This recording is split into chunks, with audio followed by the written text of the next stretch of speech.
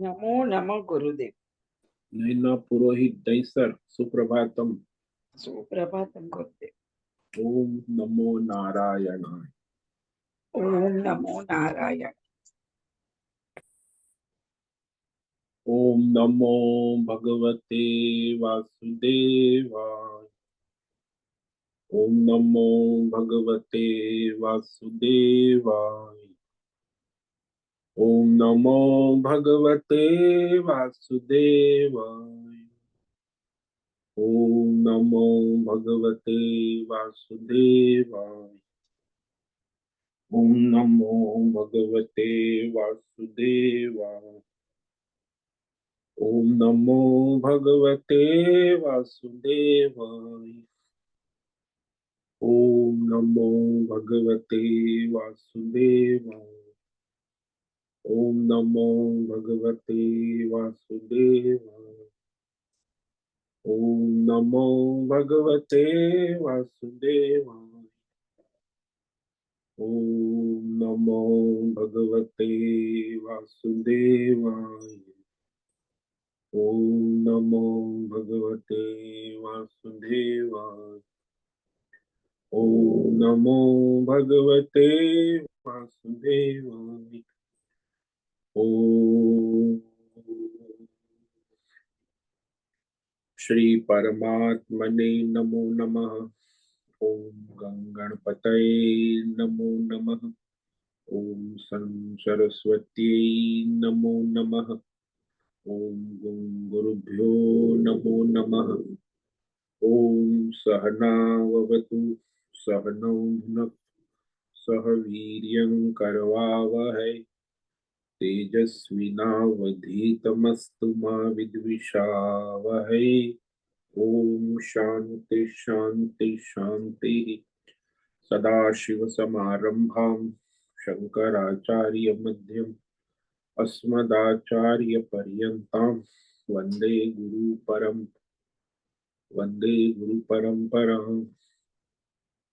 ओम पार्थाय प्रतिबोधितां भगवतां नारायणेन स्वयं व्यासेन ग्रथितां पुराणमुनि मध्ये महाभारतम् अद्वैतामृतवर्षिणीं भगवतीम् अष्टादशाध्यायिनीम् अम्ब त्वामनुसन्दधामि भगवद्गीते भवद्वेषिणीम् वसुदेवसुतं देवं कंसचाणूरमर्दनं देवकी परमानन्दं कृष्णं वन्दे जगद्गुरुं।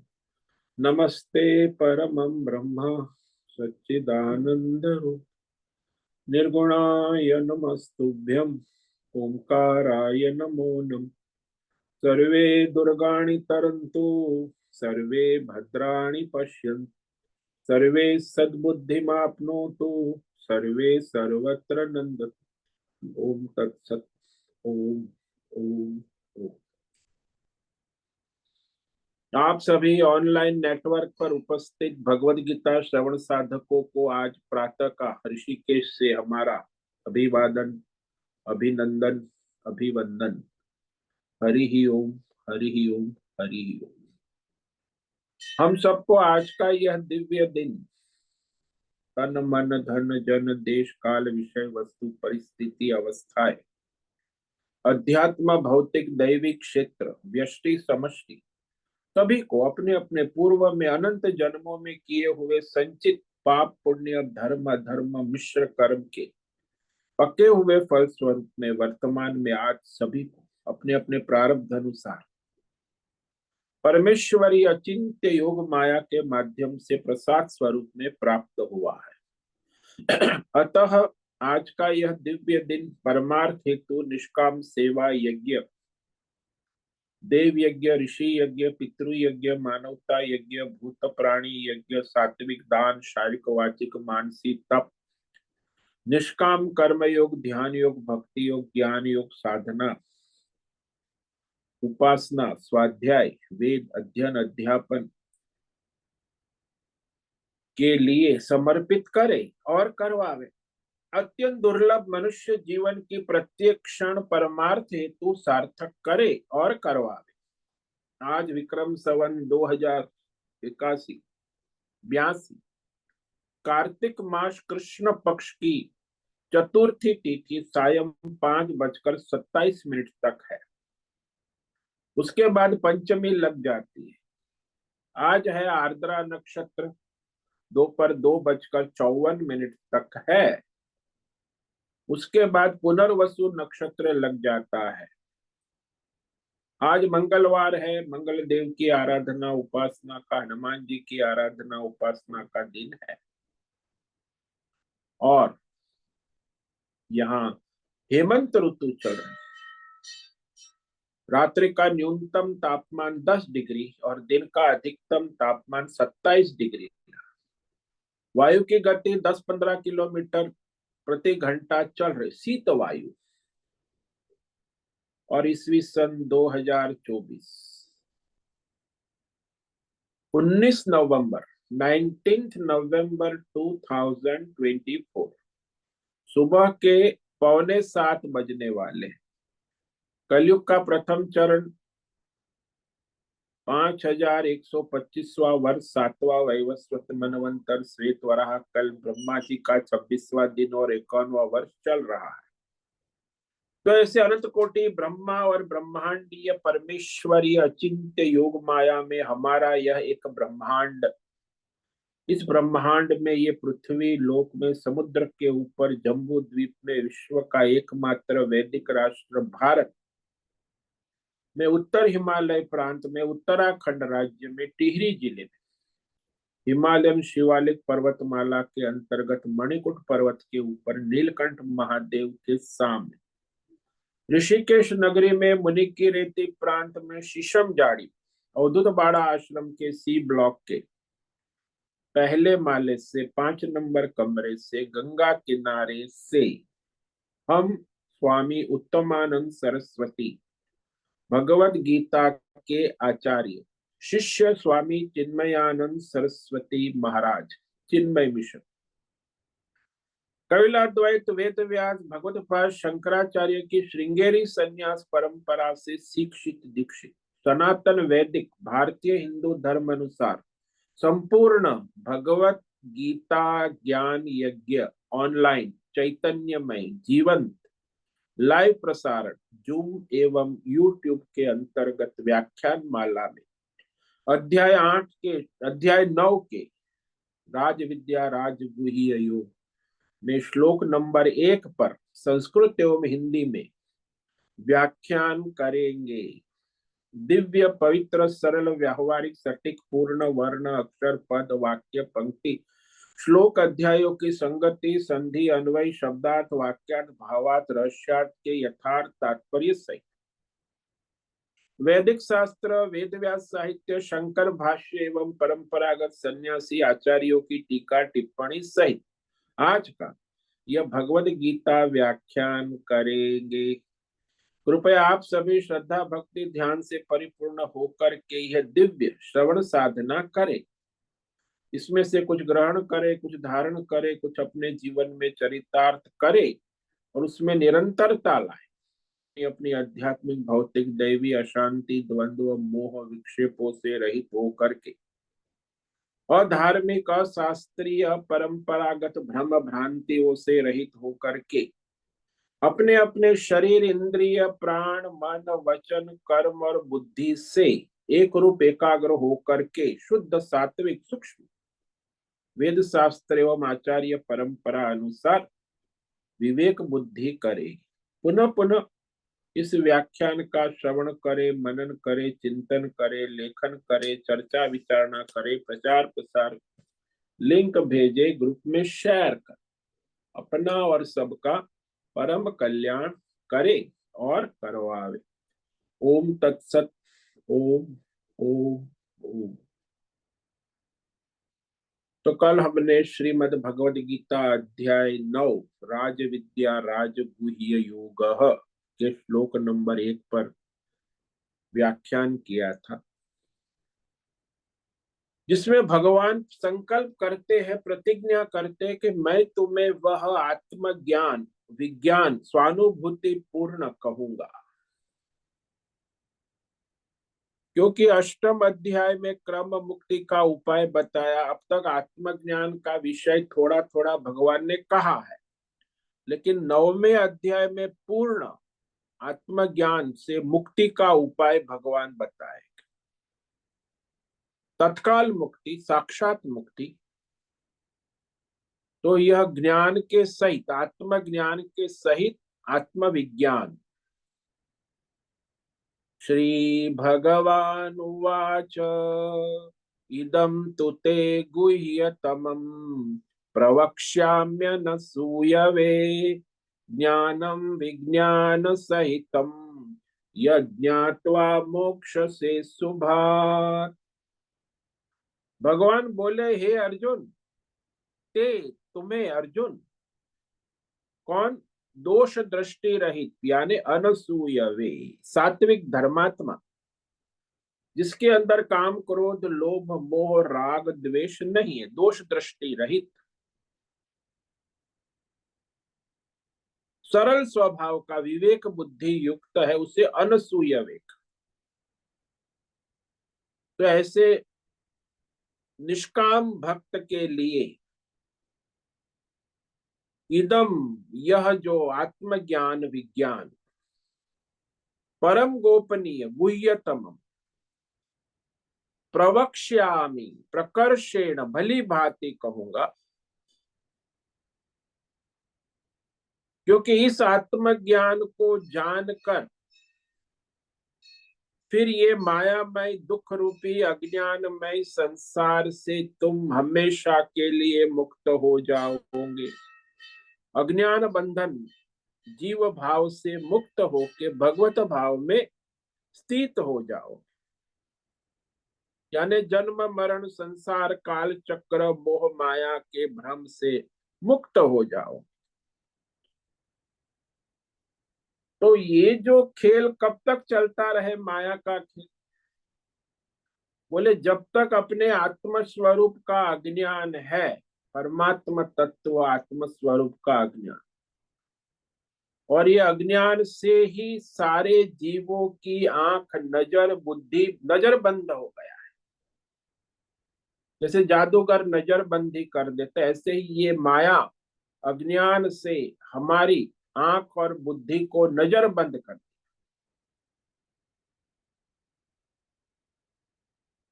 तो स्वयं ही अज्ञानेनावृतम ज्ञान तेन मुह्यन्ति जंतो, कि भाई स्वयं ही ज्ञान स्वरूप है, लेकिन अपने ही अज्ञान से आवृत कर दिया, मोह में पड़े हुए हो ना। ये जीव जो है अज्ञान से मोह माया में आसक्त है, इसीलिए वो उसी में घूमता रहे। यदि आत्मा का रहस्य तुम्हें बता दिया जाए कि तुम जीव नहीं हो, तुम आत्मा हो, परमात्मा हो, यदि हमें उसका पता ज्ञान आत्मज्ञान से लग जाए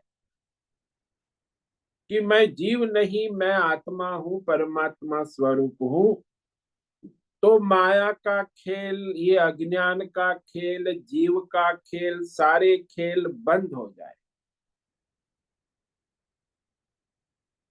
खेल समाप्त हो जाए। जैसे पर्दा गिरता है अज्ञान का, तो नाटक समाप्त हो जाता। इतना बड़ा ये भौतिक अध्यात्म दैव मायामय संसार, ये मायामय संसार जो परमात्मा हमें दिखला रहे, परमात्मा दिखला रहे हैं, लेकिन कैसे दिखा सकते हैं? कि जब हमारी आंखें नजर बंद करे अज्ञान से, नजर बंद हुई है, जैसे जादूगर हमारी नजर बंद करके फिर जादूगरी दिखाता है, जब नजर बंद ना हो तो जादूगरी का खेल नहीं होगा। अज्ञान से नजरबंदी हुई है, तभी तक ये माया का खेल हमें प्रतीत हो रहा है। इसलिए कहा है, स्वशक्तिया नटवत ब्रह्म कारणम शंकरो ब्रवी। आचार्य कहते हैं स्पष्ट कि परमात्मा स्वयं नटराज, नटराज यानी अपनी परमात्मा स्वरूप अपनी योग माया शक्ति से जादूगर की तरह, नट की तरह माया का खेल एक के बाद एक दिखाए जा रहा है। जादू का खेल है माया का खेल, और जादूगर वो परमात्मा है, और एकमात्र परमात्मा ही ये जीव जगत और माया का मूल कारण है। वह परमात्मा अपनी योग माया शक्ति से सारा खेल दिखा रहा है। आचार्य कहते बार बार, जीव भ्रांति निमित्तम ही बभाषे भापपति। वो दिखलाता है, ये तो ठीक है, लेकिन यदि जीव में अविद्या नहीं होती तो कैसे दिखाता? अज्ञान है, माया है, तो जीव की जो अविद्या अज्ञान है वही संसार का देखने का दिखाने का खेल का मूल कारण, कि मैं जीव हूं और वो ईश्वर है। ये अज्ञान, ये भेद भ्रम, ये अज्ञान से उत्पन्न भेद भ्रम है। जीव जगत ईश्वर देवी देवता, तो वह भेद भ्रम है, वही जगत का संसार का माया का मूल कारण।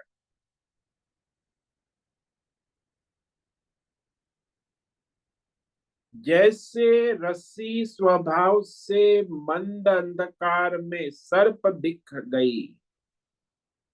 सायं हम टहलने निकले थे, संध्या हो रही थी, तो रास्ते में रस्सी पड़ी थी, हमें सर्प दिख।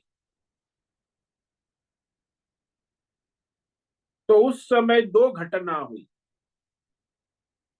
हमको उस रस्सी के स्वरूप का अज्ञान हुआ, और वो अज्ञान के कारण हमारे पूर्व के संचित संस्कार, सर्प संस्कार जागृत हो गए। तो पहले अज्ञान, रस्सी का अज्ञान, और उसके बाद पूर्व संचित सर्प के संस्कार जागृत।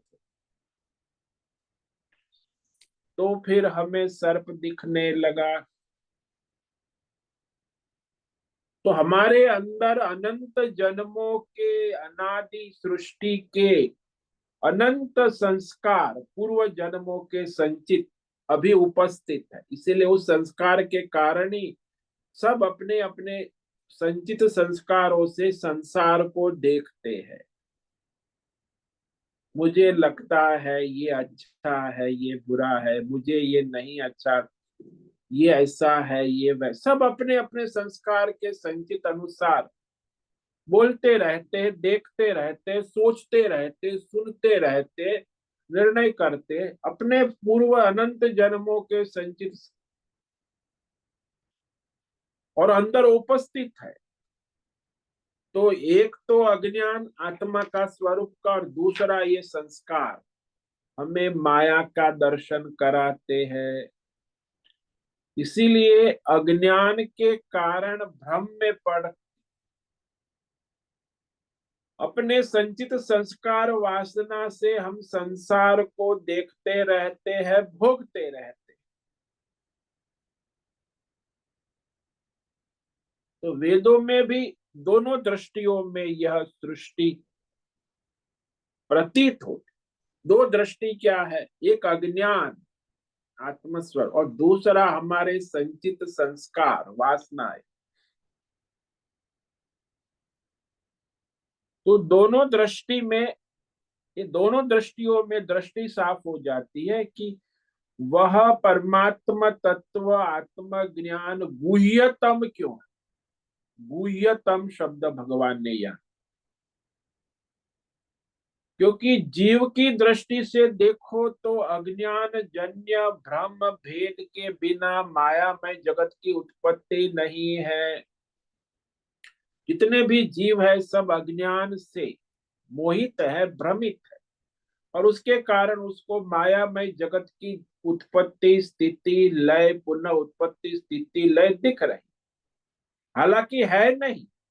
न उत्पत्ति नहीं है, स्थिति नहीं है, नाश नहीं है, पुनः, लेकिन माया अज्ञान के कारण प्रतीत हो। तो जीव की दृष्टि से हुआ, और परमेश्वर की तरफ से देखो तो माया की शक्ति के बिना सृष्टि हो ही नहीं सकती।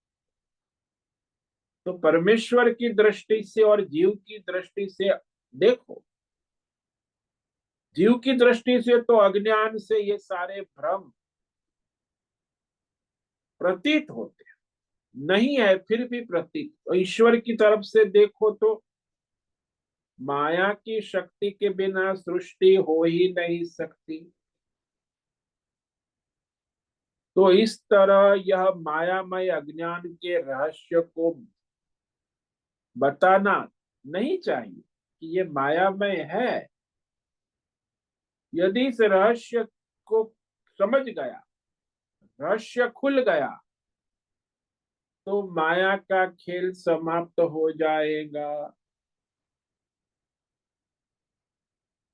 तो ये दो दृष्टियां है, ये बड़ी रहस्यमय है, एक जीव दृष्टि और एक ईश्वर दृष्टि। ईश्वर की तरफ से माया की शक्ति के बिना सृष्टि हो नहीं, यानी ईश्वर को भी माया शक्ति से सृष्टि का प्रतीक है। और जीव की दृष्टि से देखो तो अज्ञान जन्य भ्रम के बिना जीव को जगत की सृष्टि नहीं दिख सकती। तो जीव अज्ञान उपाधि है और ईश्वर माया उपाधि से सृष्टि दिखाता है। ये दोनों दृष्टि रहस्यमय। यदि ये दोनों दृष्टि हट गई, रहस्य खुल गया, तो फिर वह माया नहीं रह सकती। इसीलिए यह जो है गुह्यतमम शब्द प्रयोग किया था, परम गोपनीय होते हुए सामने दिखता नहीं, अज्ञान और अविवेक के कारण। तो ऐसा यह आत्मज्ञान भगवान कहते मैं तुम्हें कहूंगा, ज्ञान विज्ञान सहितम। आत्मज्ञान, आत्मानुभूति, स्वानुभूति पूर्ण, स्वानुभव युक्त आत्मज्ञान बताने जा रहे हैं भगवान। केवल काल्पनिक कोरी बातें नहीं, अपने अनुभव से युक्त। और ये ज्ञान भगवान दूसरे अध्याय में, तीसरे चौथे, दूसरे अध्याय से 8वें अध्याय में बतला चुके। तो उसे स्पष्ट करके स्वानुभूति पूर्ण बताएंगे, क्योंकि इस बारे में कुछ आत्मज्ञान पहले जो दिया हुआ है उसी के अनुसंधान में कह रहे हैं कि ये जो मैंने कहा वही इदम फिर तुम्हें कह रहा हूं। तू शब्द शब्द से बताया कि पूर्व अध्याय में जो मैंने कहा 1 से 8 अध्याय तक, उसमें भी प्रयाण काल की अपेक्षा यहाँ बतलाया जाने वाला आत्मज्ञान अलग है। यानी 8वें अध्याय में जो प्रयाण काल का ज्ञान है उससे भी यहाँ निराला है, ये उससे भी रहस्यमय है कि यहाँ प्रयाण काल की तो कोई संभावना है ही नहीं। यहाँ तो तत्काल आत्मज्ञान से ही जीव की मुक्ति होती है।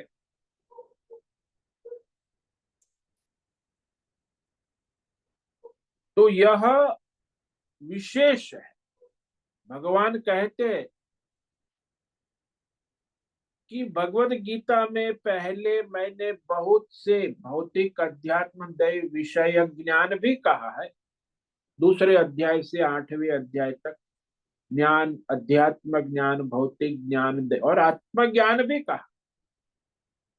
तो बीच बीच में आत्मज्ञान भी कहा है, किंतु अब उस आत्मज्ञान की प्रधान रूप से बताओ। यानी इस अध्याय में और दूसरे विषय गौण होंगे, मुख्य विषय रहेगा यहाँ प्रधान रूप से आत्मज्ञान, और बाकी जो विषय है वो गौण हो। केवल आत्मज्ञान की प्रधानता, ये 9वां अध्याय जो है ना, ये बहुत ही हार्ट ऑफ द गीता, हृदय है भगवत गीता, क्योंकि इसमें भगवान शुद्ध आत्मज्ञान का ही निरूपण करते प्रधान रूप से। वो भगवान का संकल्प है, इसीलिए संकल्प ही किया कि मैं तुम्हें मुख्य रूप से प्रकर्षेण विशेष रूप से बताने जा रहा हूं, गौण रूप से नहीं, सामान्य रूप से नहीं, प्रधान रूप से। आत्मज्ञान को समझने के लिए मायामय अज्ञान को समझना आवश्यक है। भाई, ज्ञान को समझने के लिए अज्ञान को भी समझना आवश्यक। बिना मायामय अज्ञान को समझे आत्मज्ञान नहीं हो सकता। वह प्रधानता जो यहाँ भगवान ने बताया 2 अध्याय से 8वें अध्याय तक, उसमें भौतिक, अध्यात्म, दैव, मायामय ज्ञान भी बताया। अब यहाँ भगवान विशेष रूप से कहे कि ये जो मैंने 2 अध्याय से 8वें अध्याय तक जो ज्ञान बताया, उसमें आत्मज्ञान भी बताया, लेकिन अब मैं यहाँ केवल आत्मज्ञान जो जीव के साक्षात मोक्ष की प्राप्ति का हेतु है, यही यहाँ इसी जन्म में साक्षात मोक्ष की प्राप्ति के हेतु रूप में यह 9वां अध्याय, इसीलिए आत्मज्ञान अत्यंत रहस्यमय। बाकी जो पहले आत्मज्ञान कहा अध्याय 8 में, वो हमने पढ़ा, वहां क्रम मुक्ति प्रयाण काल के विषय में जानकारी दी है। मुक्ति, तात्काल मुक्ति चाहते हैं अभी यहाँ इसी जन्म में, इसी, तो यह तात्काल मुक्ति चाहते उनके लिए यह आत्मज्ञान जो है आवश्यक। जिसको तात्काल मुक्ति नहीं चाहिए उसके लिए वो क्रम मुक्ति 8वां अध्याय कह दिया है।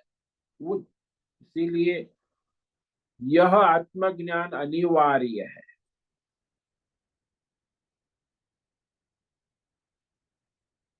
तो भगवत गीता का मुख्य केंद्र बिंदु तो आत्मज्ञान ही है, लेकिन सब अध्याय में अलग अलग रूप से भिन्न भिन्न प्रकार का भौतिक, अध्यात्म, दैव ज्ञान का निरूपण है।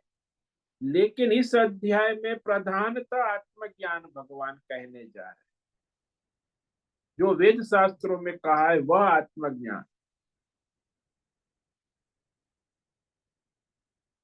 तो वह सर्वत्र आत्मज्ञान का अर्थ ये है कि वासुदेव सर्वमिति, सब वासुदेव परमात्मा ही है।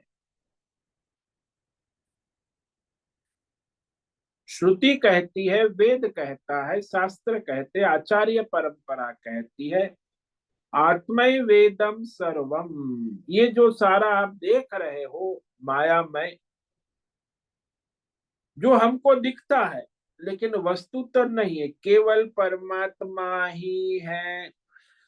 जैसे सुनार की दुकान में चले गए तो वहां आपको बहुत सारे गहने दिखते हैं, आभूषण दिखते हैं, लेकिन वस्तु तो वहां गहने आभूषण है ही नहीं, केवल सुवर्ण तत्व ही है, उसी की चमक। आभूषण नाम की चीज है नहीं, फिर भी हमें दिखती, क्योंकि हमारे संचित संस्कार, वासना, केवल परमात्मा ही है। ऐसा नहीं समझ लेना कि परमात्मा है साथ में और कुछ भी है। एकमेव अद्वितीयम, वहां दूसरा कुछ है ही नहीं, केवल एकमेव, केवल एक परमात्मा ही है, दूसरा कुछ नहीं है।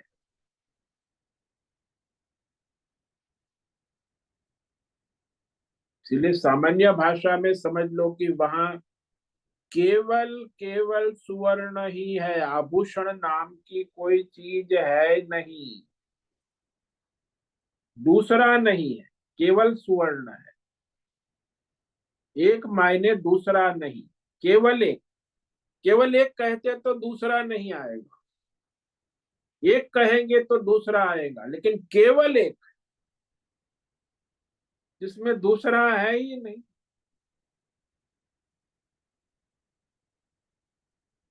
जैसे किसी ने 1 रुपया दिया तो केवल 1 रुपया दिया, इसका रहस्य ये कि दूसरा नहीं दिया,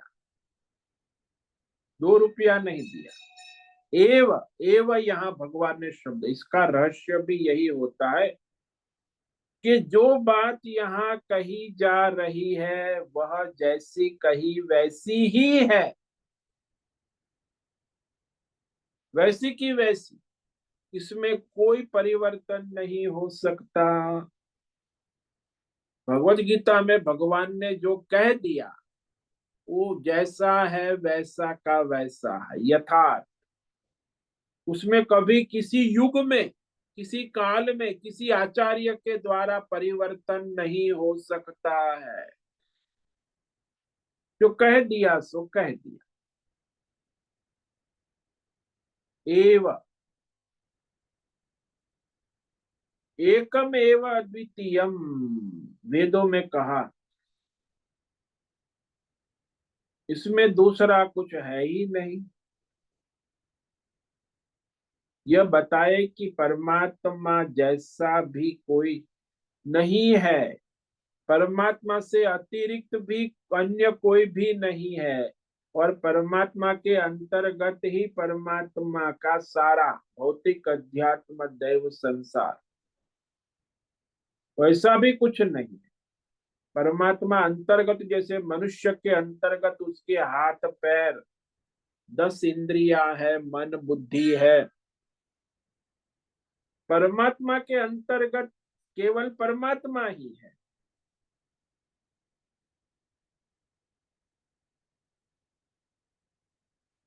संसार में कोई भी वस्तु हम गिनते हैं तो फिर अंगों की, अंगी की दृष्टि से अंग को गिनते कि भाई इतने इसके शरीर है, इंद्रियां है, मन है, लेकिन वो जीव है ना, उसमें बहुत सारे अंग अलग अलग गिनते। अंगों की दृष्टि से अंगी में अनेकता आ गई, लेकिन परमात्मा में ऐसा नहीं। संसार में परमात्मा को इतना भलग अलग थलग कर दिया है, बहुत से संप्रदाय विचारधारा आज दुनिया में चल रही है कि परमात्मा को अलग थलग करके रख दिया है। विचारवाद धोखा हो जाता। सारे संप्रदाय, सारा जगत, जीव, ये जीव जगत ईश्वर और परमेश्वर को अलग थलग करके देखते हैं। ये सब परमात्मा के अंदर वैसे ही जैसे जल में समुद्र लहरें बुदबुदे है। कितने भेद भ्रम संप्रदायों ने खड़े कर दिए, इतने जीवों के भेद भ्रम है, इतने जगत माया, और फिर ईश्वर में भी कितने भेद भ्रम है, देवी देवताओं में भी कितने भेद भ्रम। हालांकि ऐसा कुछ है ही नहीं परमात्मा के अंदर वैसा। ये तो हमारे अंतकण संचित संस्कार में ये सब भ्रम खड़े, हमारे पूर्व जन्मों के संचित संस्कार से ये जीव जगत ईश्वर देवी देवता अनेक, परमात्मा के विषय में भी अनेक प्रकार के भेद भ्रम हो गए हैं। लेकिन ऐसा कुछ है नहीं, अद्वितीय कह करके बताया कि परमात्मा के अंदर और कुछ भी नहीं, केवल परमात्मा। इसी को विज्ञान घन कहते, केवल परमात्मा, उसके सिवा और कुछ है नहीं। केवल सुवर्ण है, आभूषण आपकी पूर्व संस्कार संचित वासना कामना और अज्ञान के कारण ही प्रतीत हो, क्योंकि सुवर्ण तत्व के अज्ञान से, आभूषणों के संचित संस्कार से तुम्हें आभूषण प्रतीत हो रहे हैं। दो बात हो रही, अज्ञान और आभूषण के संचित संस्कार। हालांकि ऐसा कुछ है ही नहीं, वहां केवल सुवर्ण ही है। जैसे दूसरा दृष्टांत ले लो कि वहां केवल जल ही जल तत्व है, लेकिन अज्ञान के कारण, जल तत्व के अज्ञान के कारण और तुम्हारे पूर्व जन्मों के संचित संस्कारों के कारण तुम्हें वहां समुद्र दिख रहा है, लहरें दिख रही है, बुदबुदे दिख रहे हैं, नदी दिख रही है, तालाब दिख रहा है, झरना दिख रहा है, न जाने क्या क्या नहीं दिख रहा। लेकिन वो सारा जो आपके संचित संस्कार से, माया से प्रतीत हो, वहां केवल जल ही है। न कुआं है, न तालाब है, न नहर है, न सरोवर है, न नदी है, न लहरें है, न बुदबुदे है, न बादल है, न समुद्र है। लेकिन हमें ये सब दिख रहा है जल तत्व के अज्ञान और हमारे पूर्व जन्म के संचित संस्कारों से। तो वेद ने स्पष्ट कर दिया, जब परमेश्वर को, जल को अपने अलग कर दिया समुद्र से, लहरों से, बुदबुदे से, तो फिर माया का खेल शुरू हो गया। जब हमने परमेश्वर को अपने जीव जगत देवी देवताओं से अलग थलग कर दिया, द्वैत समझने लगे, तब हमें ये संसार की प्रतीति होने लगती।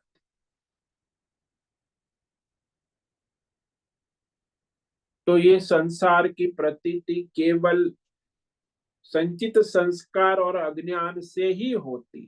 संचित संस्कार नहीं है, भस्म हो गए, और अज्ञान नहीं है, तो परमात्मा के सिवा कुछ है ही नहीं।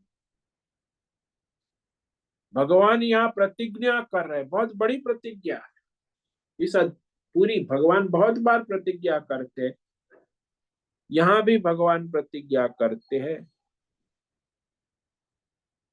कि मैं तुम्हें कहूंगा क्या, ज्ञान विज्ञान सहितम।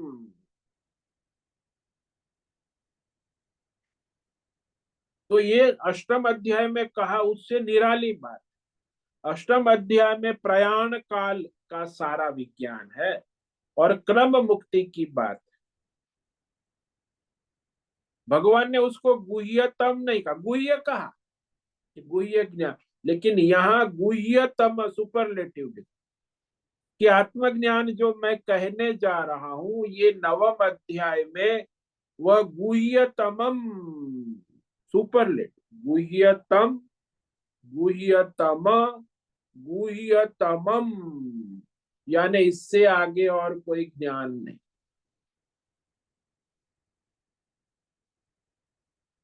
इस आत्मज्ञान को मैं कहने जा रहा हूं। अर्जुन भगवान को पूछ सकता है कि अरे भगवान, आप मुझे क्यों कह रहे हो? बहुत सारे यहाँ तो लोग है, भीष्म पितामह है, द्रोणाचार्य है, युधिष्ठिर है, सहदेव है, नकुल है, भीम है, इतने सारे यहाँ है योद्धा, उनको कह दीजिए, मुझे क्यों कह रहे हो? आप तो सबके लिए समान है। तो उसके जवाब में भगवान अर्जुन को कहते, मैं तुझे ही कह रहा हूं। क्यों? क्योंकि विशेषण दिया, अनसूयवे। अर्जुन को बहुत बड़ा विशेषण भगवान ने दिया कि अनसूयवे, जहां दोष नहीं है वहां दोष की कल्पना कर, दोष उत्पन्न कर लेना, ये मनुष्य की आदत होती है। अरे वो तो संत महात्मा है, तो भाई गुण गाओ ना, तो उसमें दोष देखेंगे।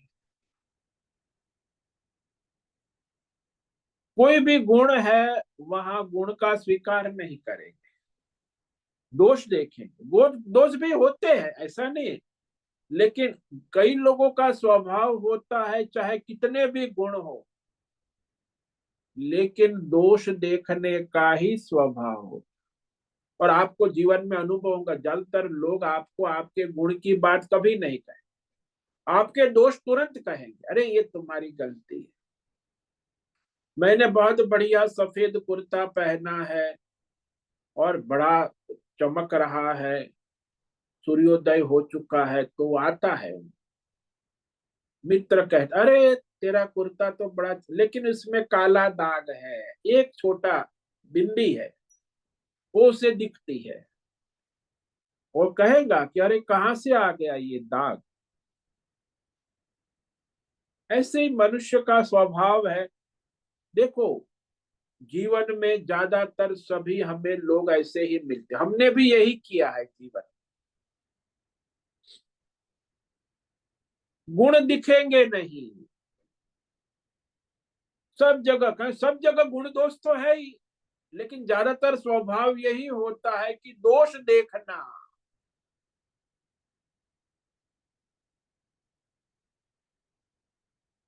अब ये जो स्थिति अर्जुन में नहीं है,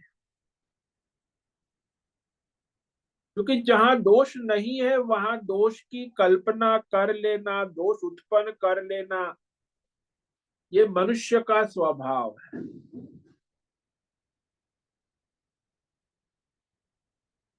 मानो कि आचार्य कहता है कि केवल परमात्मा है,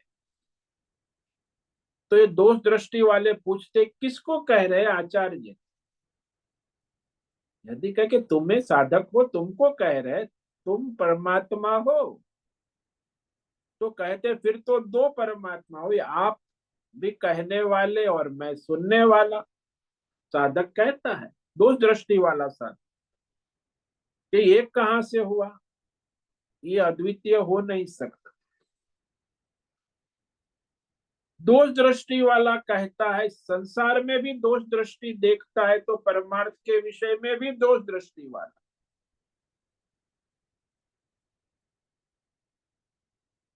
तो आचार्य जो कह रहे हैं उसका वास्तविक रहस्य तात्पर्य को समझ नहीं सकते,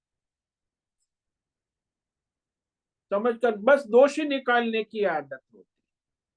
ठीक है, बाबा जी तो अच्छा कहते हैं, मुझे भी कहते हैं मामी जी आप गीता तो अच्छा कहते हैं, लेकिन धीरे धीरे बोलते हैं, थोड़ा जोर से बोलो, वो हल्ला करो, गाना बजाना करो, तो लोगों की भीड़ होगी। आपके पास कोई आता नहीं है, आपको गीता कथा कहने आता ही नहीं। अरे भाई मैं गीता कह रहा हूं जैसे शास्त्र विधि विधान, नहीं नहीं ऐसे नहीं चलेगा। अरे तो भाई आपको कथा करने नहीं वो उसको कुछ तो आता है, बोलने ही नहीं आ रहा है, फिर भी वो मुझे सलाह दे रहा। तो ये मूर्खता की पराकाष्ठा है। संसार में ऐसा ही देखा जाता, सभी लोगों को आदत होती, खासकर स्वजन लोग तो बहुत ही मूर्खता करते, और फिर अनजान लोग भी ऐसे ही मूर्खता करते। तो गुण दोष के विशेष में विवेक ही नहीं होता। दोष दृष्टि वाले मनुष्य कभी धर्म भी नहीं कर सकते, परमार्थ भी नहीं कर सकते, संसार के वास्तविक तत्व को समझ ही नहीं सकते, और ऐसे लोगों को समझाना भी व्यर्थ हो जाता है।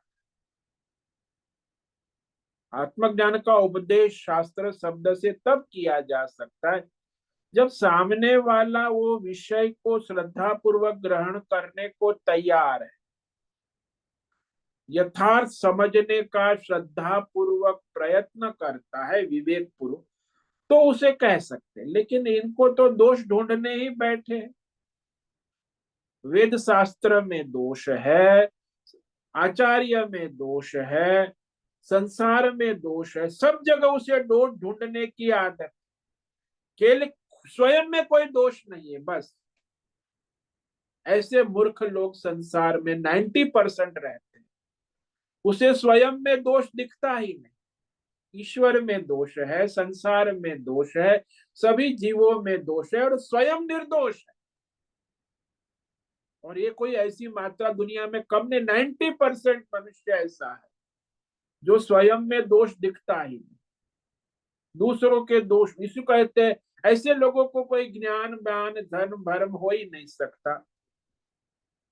वो प्रयत्न भी नहीं करते वास्तविकता समझने।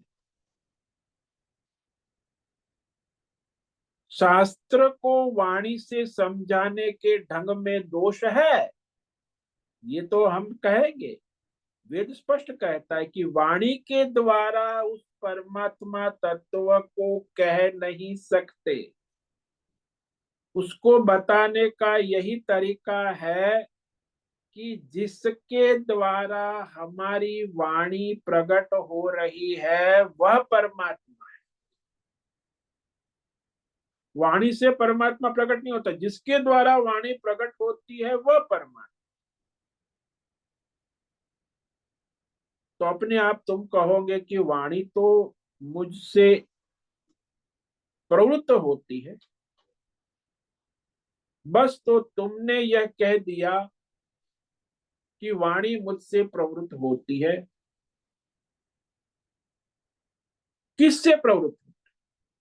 जिससे प्रवृत्त होती है वह तदेव ब्रह्म, वही परमात्मा। उसके बिना वाणी प्रवृत्त हो ही नहीं।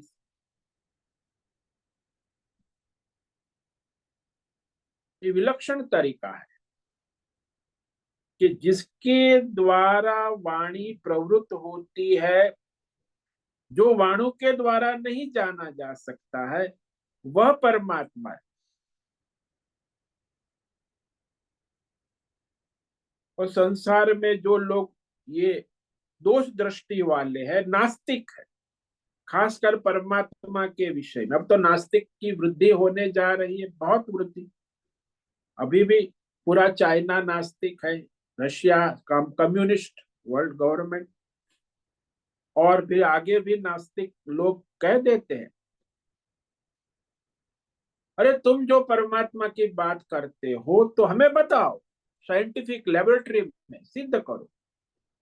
परमात्मा है तो हमको हमारी लेबोरेटरी में आमने सामने दिखाओ, सुनाओ, तब हम मानेंगे। अब ऐसे मूर्खों को कहां से परमात्मा तत्व दिखाया जाए, सुनाया जाए? कभी हम परमात्मा को आमने सामने दिखा या सुना नहीं सकते, क्योंकि वो हमारा स्वरूप है। जिसके कारण आंख देखती है, जिसके कारण कान सुनता है, उसे आंख कान से नहीं देखा जा। देखने सुनने का प्रवर्तक वह परमात्मा तत्व है। उसकी तरफ विवेक बुद्धि ले जानी पड़ती। जिसकी विवेक बुद्धि शुद्ध है, साक्षी है, तो वह शुद्ध सात्विक भगवत बुद्धि विवेक बुद्धि से उस आत्म तत्व का साक्षात्कार होता है। तो ऐसे नास्तिक लोग, दोष दृष्टि वाले जो है, उनको कभी परमार्थ नहीं हो सकता। हाँ, दोष दृष्टि रहित तो होगा, यानी श्रद्धा वाला। अर्जुन श्रद्धा वाला है, दोष दृष्टि रहित होगा तो उसे यथार्थ ज्ञान होने की संभावना है, यथार्थ तत्व ज्ञान। अन्यथा वो दोष दृष्टि वाला तो दोष निकालते ही रहेगा।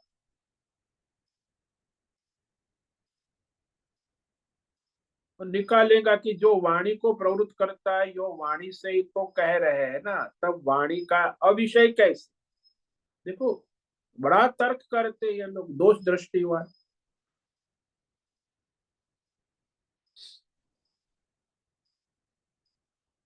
तो इस रहस्य को जानने के लिए साधक जो है, उसमें असूया यानी परमार्थ के विषय में दोष दृष्टि न होना, यानी 100%, 1000% श्रद्धा होनी आवश्यक। दोष दृष्टि वाले में श्रद्धा हो नहीं सकती, और श्रद्धा उसकी टिकती भी नहीं है, दोष दृष्टि वाला है ना। तो दोष दृष्टि वाला है वो कभी वेद शास्त्र आचार्य के बात को यथार्थ जैसा है वैसा समझ नहीं सकता। चाहे कितनी बार सुने पढ़े, लेकिन जब उसमें दोष दृष्टि है, श्रद्धा नहीं है, तो उसका शास्त्र को समझ नहीं सकता। शास्त्र आचार्य ने जो कहा उसको जैसा है वैसा समझना और स्वीकारना और अनुभव करना, ये बड़ा दुर्लभ है, क्योंकि वो साधक की बुद्धि शुद्ध हो तब होता है। जब बुद्धि में काम क्रोध लोभ मोह राग द्वेष अहंकार है, तो ये किसी भी ज्ञान को, भौतिक हो अध्यात्म हो दैव हो परमार्थ, वो किसी भी ज्ञान को यथार्थ रूप से नहीं स्वीकार कर सकता, समझ सकता,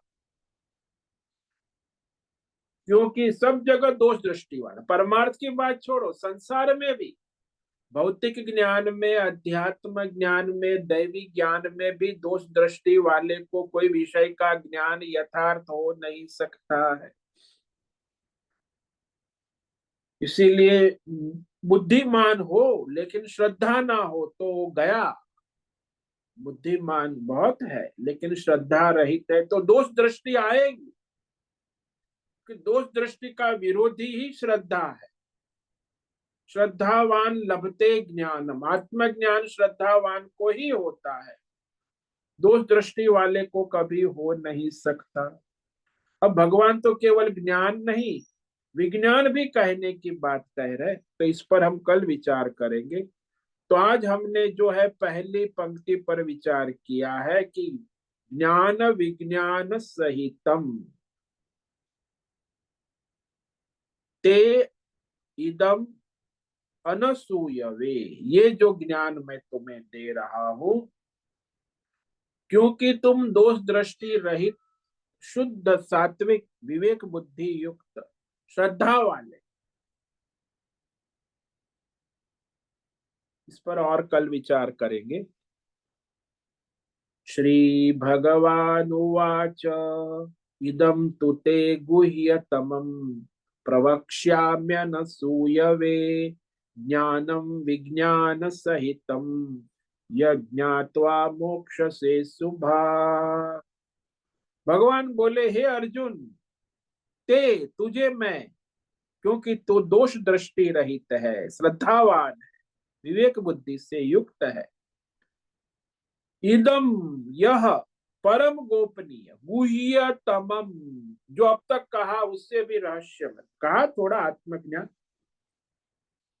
और फिर विज्ञान स्वानुभूति पूर्ण विज्ञान सहितम, आत्मज्ञान को पुनः प्रवक्ष्यामि, कह चुके दूसरे से लेके 8वें अध्याय, अब फिर भगवान कहते भली भांति कहूंगा, प्रवक्ष्यामि अच्छी तरह, ज्ञान विज्ञान सहितम, इस ज्ञान विज्ञान सहित आत्मज्ञान को जानकर इस सारे संसार के अज्ञान और अज्ञान से उत्पन्न सारे भ्रम,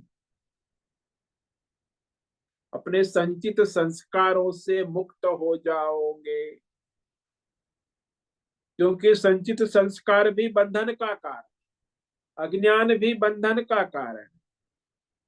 तो अशुभात यानी संसार हमारे अंदर भरा हुआ है, संचित जन्म जन्मांतर, और अज्ञान के कारण वो चलता रहता और काल चक्र में घूमता रहता है और जन्म मरण के चक्कर में घुमाता रहता है। तो इस संसार चक्र से तुम मुक्त हो जाओगे। ओम नमो नारायणाय, ओम नमो नारायणाय, ओम नमो नारायणाय, ओम नमो नारायणाय, ओम नमो नारायणाय। कायेन वाचा मनसेन्द्रियेण वा बुद्ध्यात्मना वा प्रकृते स्वभावात् करोमि यद्यत् सकलं परस्मै नारायणायेति समर्पयामि। ओम सर्वे भवन्तु सुखिनः, सर्वे सन्तु निरामयाः, सर्वे भद्राणि पश्यन्तु, मा कश्चित् दुःखमाप्नुयात्। अस्तु मा सद्गमय, तमसो मा ज्योतिर्गमय, मृत्योर्मा मृतंगमय। ओम पूर्णमद पूर्णमिदं पूर्णात् पूर्णमुदच्यते पूर्णस्य पूर्णमादाय पूर्णमेवावशिष्यते। ओम शांति शांति शांति। शंकरं शंकराचार्यं केशवं बादरायणं सूत्र भाष्य कृतौ वंदे भगवन्तौ पुनः पुनः। ईश्वरो गुरुरात्मेति मूर्ति भेद विभाग व्योमवद् व्याप्त देहाय दक्षिणामूर्तये नमो नमः। ओम गुं गुरुभ्यो नमो नमः। ओम तत्सत् ब्रह्मार्पणमस्तु। ओम ओम ओम।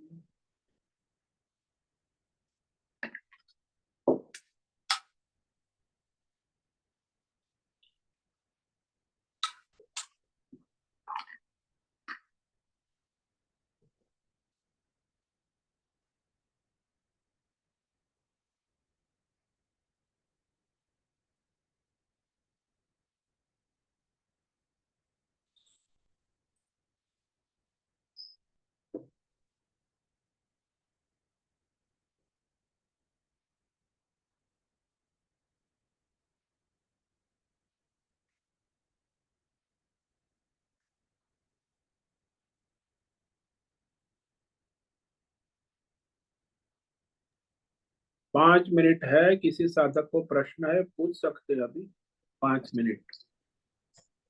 ओम नमो नारायणाय। हाँ बोलो, नहीं नाम है। गुरुदेव, इसी दोष दृष्टि से ही अपूर्णता का एहसास रहता है। हाँ वो तो रहेगा, माया है, अज्ञान है। गुण दृष्टि दोष दृष्टि दोनों में अपूर्णता है। भगवत दृष्टि जब तक नहीं होगी तब तक ये माया का चक्कर चलता रहे। ज्यादातर मनुष्य गुण दृष्टि करेगा तो उसमें गुण आएंगे और वो गुण वृद्धि होने से उसके संस्कार शुद्ध होंगे, सात्विकता आए। लेकिन जब तक ये संसार में दोष दृष्टि करते हैं तो उसमें सात्विकता नहीं आती और रजोगुण तमोगुण प्रकृति में ही घूमता रहता।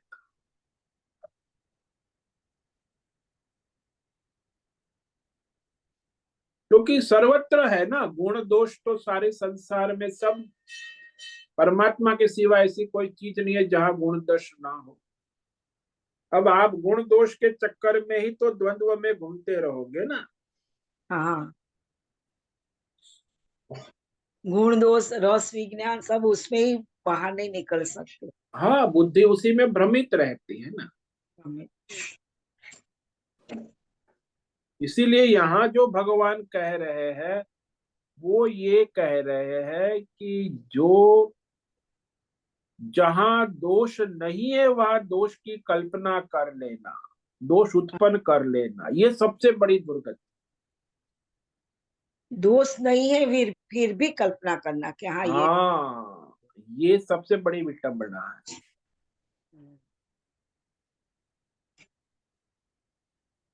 तो ऐसा हुआ गुरुदेव कि हम अपना मन से डाल देते हैं।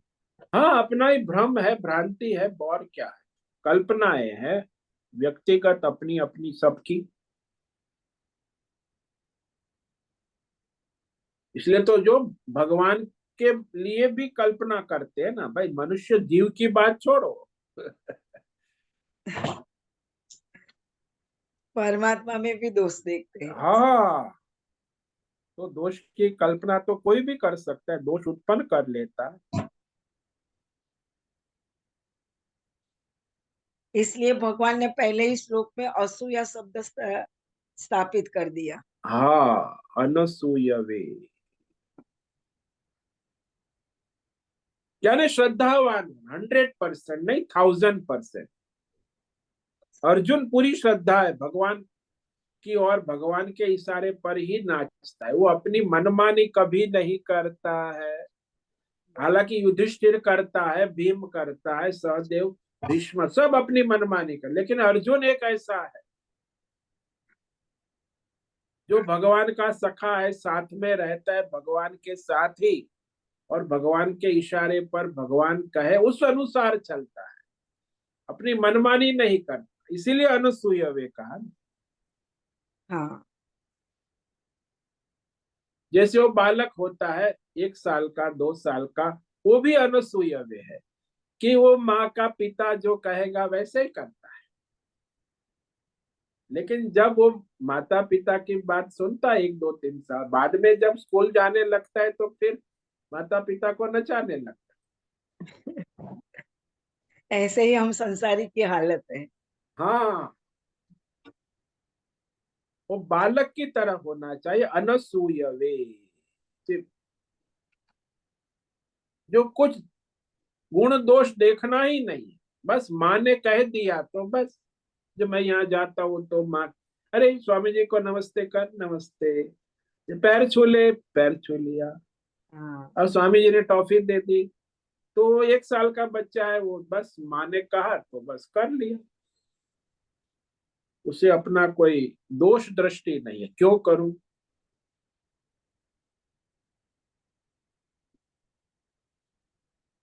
तो ऐसा सात्विक इसीलिए कहा ना, आत्मज्ञान केवल उस शिशुवत बालक बुद्धि या सात्विक बुद्धि हो, अर्जुन जैसी बुद्धि हो, उसको ये भगवान आत्मज्ञान कहने का अधिकारी समझते, तो उसको आत्मज्ञान हो सकता है।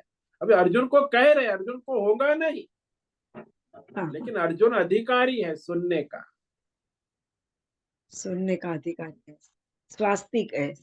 हाँ, सात्विक है, धर्मात्मा है, दोष दृष्टि रहित है, भगवान का भक्त है, श्रद्धा वाला है, इसीलिए परम रहस्यमय बातें। ऐसे घर में भी वो रहस्यमय बातें तो जो माँ किसको कहती है, अपने पुत्र को कहती है, अपने पति को कहती है, और किसी को नहीं कहती।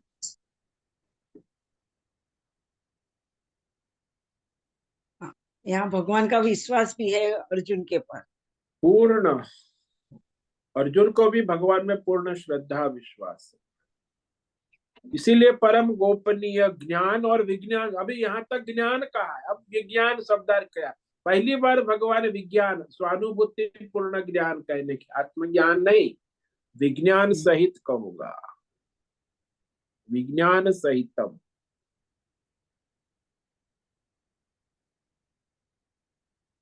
धन्यवाद गुरुदेव। ओम नमो नारायण। ओम नमो नारायण।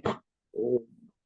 अद्भुत हाँ, शब्द का अर्थ है, अद्भुत। ओम नमो नारायण स्वामी जी। हाँ बोलो भावना। ओम नमो नारायण स्वामी जी। ओम नमो नारायण।